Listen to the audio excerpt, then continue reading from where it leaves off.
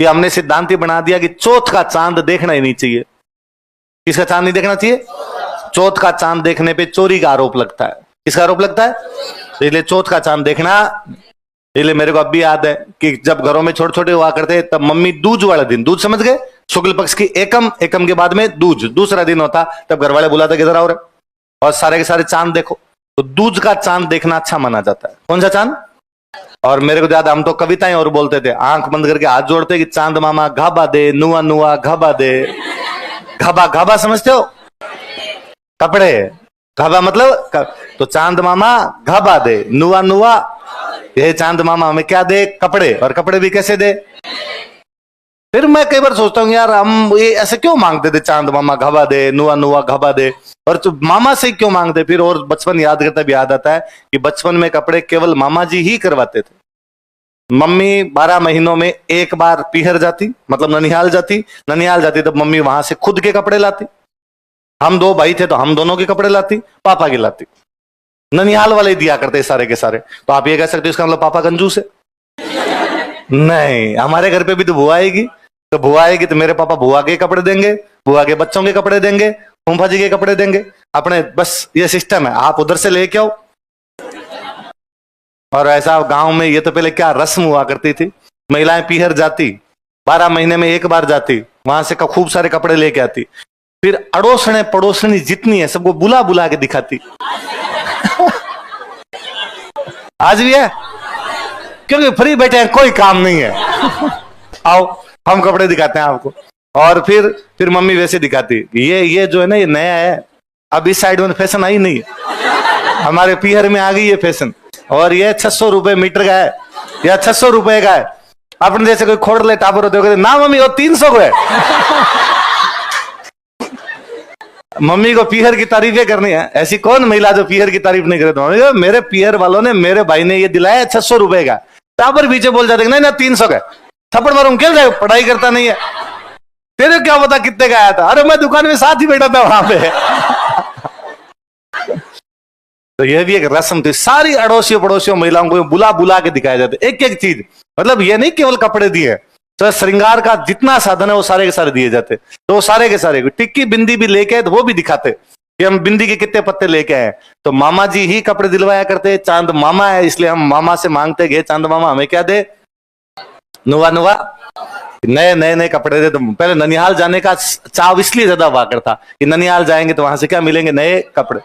पर एक बात बड़ी जो अजीब सी लगती थी, उनका यह था कि जैसे हम 2 भाई है तो दोनों के एक जैसे। कम्युनिज्म था पूरी तरीके से, साम्यवाद, और पापा की भी हुई। और सबसे बड़ी बात ये होती कि अब लेके कपड़ा देते, सिलवा के देते नहीं तो कपड़ा दिया करते। तो अब मम्मी कहते भाई ये मम्मी सिलवाए, तो मम्मी कहते नहीं अभी नहीं, वो शादी में सिलवाएंगे, दिवाली पे सिलवाएंगे, ऐसे 8 दिन थोड़ी पहन जाए नए कपड़े। तो अब वो सिलवाए तो दोनों के एक साथ सिलवाए, तो दोनों ने एक साथ पहने, दोनों एक साथ पहन के बाहर जाते। फिर कोई ना कोई मिलता, वो कहते नंदरम ले आगे। हाँ ननिहाल से लाए थे, आपको कैसे पता चला? Same same. मैं यार सही कहा मैं तुम्हारा एकदम, ये तो पापा के सेम होते, तीनों बाप बेटे एक जैसे पहन के जा रहे हैं बाहर। तो ये सामने बात था, धीरे धीरे अब पैसे आए जी, वरना दुकान वाले जाके थान थान दे थान, पूरा जो कपड़ा एक साथ होता उसको क्या बोला करते? तो पूरा का पूरा थान ही लेके आते, वो थान ही सिलवाया करते, तो एक जैसे कपड़े हो जाया करते। वो जरूर अजीब था, बाकी मामा जी दिया करते, वो लेके आते। और नए कपड़ों में क्या चाव हुआ करता वैसा। अब जब चीजें अधिकता में होती है ना तो चाव समाप्त हो जाता है, चीजें जब कम होती है तब उनका शौक, उनका चाव ज्यादा होता है।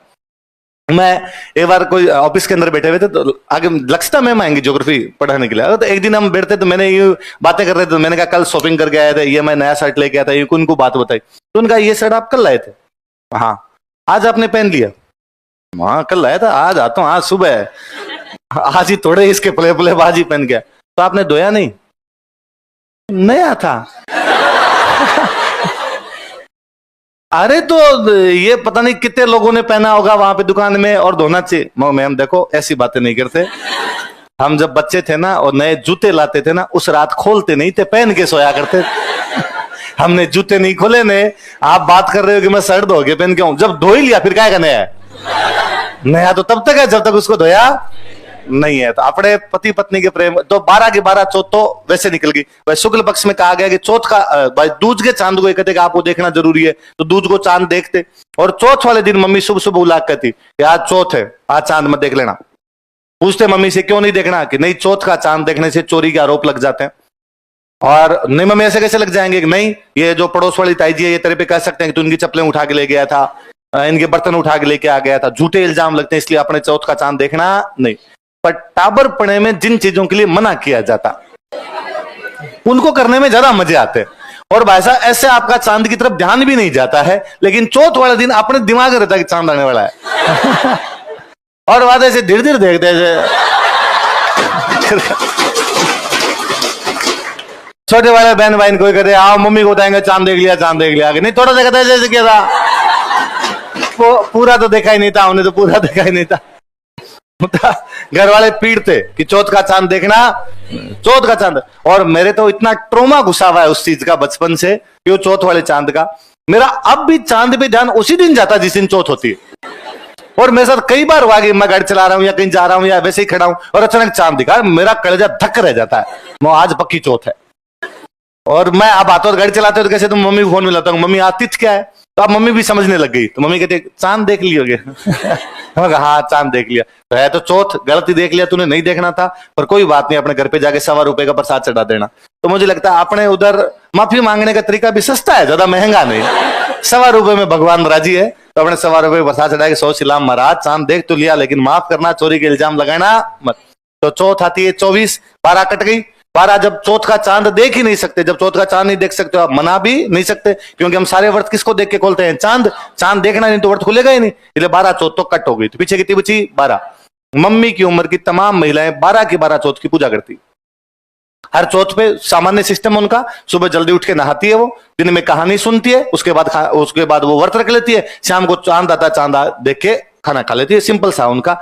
आपको पता भी नहीं चलता कि कब चौथ आई, कब मम्मी ने व्रत किया, कब वो चौथ निकल गई। और यदि कोई महिलाएं 12 चौथ नहीं रखे तो 4 चौथ रख लेती है कि 4 बड़ी चौथ है, वैसाख में आई, आषाढ़ में आई, कार्तिक में आई, माघ में आई, ये 4 बड़ी चौथ है, इनकी पूजा कर ली जाएगी। तो चौथ अपने लिए बड़ा सामान्य त्योहार था, चुपचाप आगे चला जाता है, चौथ में अपने को ज्यादा ध्यान देते नहीं। तो जैसे 12 चौथ आती है, उनमें एक कार्तिक की जो चौथ आती है उसको बोलते हैं करवा चौथ, तो करवा चौथ भी सामान्य तरीके से आके चली जाया करती थी। ये पंजाबियों का बहुत बड़ा त्योहार था, पंजाबी पति पत्नी के प्रेम के रूप में मनाते। इसलिए पंजाबियों का था कि जो पति है वो पत्नी के लिए गिफ्ट लेके आएगा, पत्नी जो है वो छत पे जाएगी, छलनी में से देखेगी, ये सब उनके काम थे। हमने फिल्मों से सीखा, क्योंकि फिल्म बनाने वाले, मूवी बनाने वाले सारे पंजाबी थे। कपूर, खन्ना, जौहर, चोपड़ा, सिंघानिया, मल्होत्रा, ये सारे के सारे पंजाबी थे। क्योंकि ये पंजाबी थे इसलिए इतना अपनी फिल्मों में इन्होंने इस प्रकार के किरदार दिखाने शुरू किए कि करण जौहर की मूवी है, उसके अंदर छलनी में से देखा जा रहा है। एकता कपूर वाले सीरियल में 15 दिन पहले से चल रहा है कि चौथ आने वाली है, चौथ आने वाली है। अखबारों में उस प्रकार की चीजें आने लगी। इसलिए इन सालों में हमने केवल एक पीढ़ी से करवा चौथ को इस तरीके से बड़े तौर पर मनाना शुरू किया है। वरना दादी जी की उम्र की किसी भी महिला से पूछिए घर पे कि क्या उन्होंने करवा चौथ मनाई थी क्या, कोई लेना देना नहीं। पर फिल्में क्या असर डालती है कि अब करवा चौथ इतनी हावी है कि हम तीज भूल गए। अब तीज का हमारे कोई लेना देना नहीं है। फिल्मों से हम खूब सारी चीजें सीखते हैं। तो मैं कई बार बच्चों को बताता करवा चौथ से अपना लेना देना नहीं। अरे सर कैसे नहीं, अपने भी होता है। तो मैं यार इस बात को इमेजिन कीजिए कि अपने करवा चौथ में देखते हैं कि पत्नी छत पे जाएगी और छलनी में से पति का मुंह देखेगी। ये दोनों चीजें अपने संभव है क्या? गांव के अंदर पत्नी पति से कह सकती है प्लीज जल्दी घर आना, छलनी में से देखूंगी आज आपको। दादाजी की उम्र के भोमिये टाइप ये लोग हुआ करते, उनको अपनी दादी जी की उम्र की महिलाएं कहती थी तू बाहर ही रहना, मत आना घर, मत आके डाकी तू बाहर ही, चौका लगता है अपने। कहां आदमी कहना कि छत पे आना और मैं छलनी में से मुंह देखूंगी, इस प्रकार की चीजें संभव। अपने नॉर्मली नई बीरणी छत पे चली जाए ना तो गांव वाले नहीं जीने देते। जब फलान जी की बीरणी छत पे थी तो आपने तो वैसे ही मना किया जाता कि नहीं भाई बाहर नहीं जाना, घूंघटन पर्दा प्रतान सो हुआ करते। तो उसके अंदर कहां पर इस प्रकार के त्योहार मनाए जा सकते हैं? और उसमें भी आप कहो कि पति पत्नी के लिए गिफ्ट लेके आएगा, कि घर वाले घर से नहीं निकाल दे, कि घर वालों को ये पता चल जाए कि भाई साहब यूं पत्नी के लिए गिफ्ट लेके आते, अच्छा काल मरी आज भूतनी होगी। काल की भूतनी मसाना में आद, कि मतलब कल तो मरी थी, भूतनी बन गई और शमशान घाट में आधा हिस्सा मांग रही है। काल की भूतनी मसाना में आद, तो ऐसे थोड़ी है भाई साहब आपका नया ब्याह हुआ आप यूं गिफ्ट और ला के दे रहे हो। इस प्रकार की चीजें अपने कतई संभव नहीं थी। तो अपने करवा चौथ इतना बड़ा था ही। अपने जो बड़ा त्योहार था वो कौन सा था? अपने भी थे, गिफ्ट थे, अपने भी थे कि पति जो है वो पत्नी को गिफ्ट देगा, पर हमने इस परिभाषा को थोड़ा ब्रॉड किया और हमने कहा कि ये दो लोगों के बीच का संबंध नहीं है, एक लड़के और लड़की के बीच का संबंध नहीं है। वास्तव में एक लड़की का किसी परिवार से संबंध, एक लड़की अपना परिवार छोड़ के दूसरे परिवार में आ रही है, उस पूरे परिवार के साथ संबंध है, पूरे ससुराल वालों के साथ संबंध है। इसलिए हम कहते हैं ससुराल वाले गिफ्ट देंगे। होते पति की तरफ से ही है, पर हम बोलते ही हैं कि किसने भेजे हैं, ससुराल वालों ने। हम उनको बोलते हैं सिंजारा। क्या बोलते हैं? तो तीज पर जो ससुराल पक्ष से लड़की के लिए गिफ्ट आते हैं उनको क्या बोलते हैं? हम इस मामले में और ब्रॉड में हमने कहा सगाई अपने आप में आधा विवाह है। तो यदि किन्हीं की सगाई हो गई तो सगाई के बाद भी लड़की के लिए तीज आएगी तो उसमें सिंजारे भेजे जाएं। तो हमने कहा सिंजारे दो भेजे जाते हैं, एक शादी से पहले और एक शादी के बाद। तो शादी से पहले भेज जाए हम कहते कुंवारो सिंजारो, शादी के बाद भेजे तो परिणेड़ो सिंजारो। शादी के बाद और शादी से पहले, तो शादी से पहले तो ठीक है, लड़की अपने पीहर के अंदर है तो आपने उसको गिफ्ट भेजे, उन गिफ्ट को क्या बोलते हैं? सिंजार। शादी के बाद हमने फिर नियम बनाया और हमने कहा कि पहला सावन लड़की है जो अपने पति के साथ में रहेगी नहीं, लड़की जो है अपने ससुराल के अंदर रहेगी नहीं। इसलिए गांव में पहले सावन में सारी की सारी लड़कियां अपने पीहर चली जाती है। अब पहले सावन में लड़की पीहर चली गई, सावन में आएगी तीज, लड़की कहां बैठी है? पीहर। वापस सिंजारे भेजो तो वापस ससुराल वाले उनको क्या भेजेंगे? सिंजारे। तो लड़कियों को जो गिफ्ट भेजे जाते हैं उनको क्या बोलते हैं? क्या बोलते हैं? कब दिए जाते हैं सिंजारे? तीज पे। कब दिए जाते हैं? तीज। लिखो।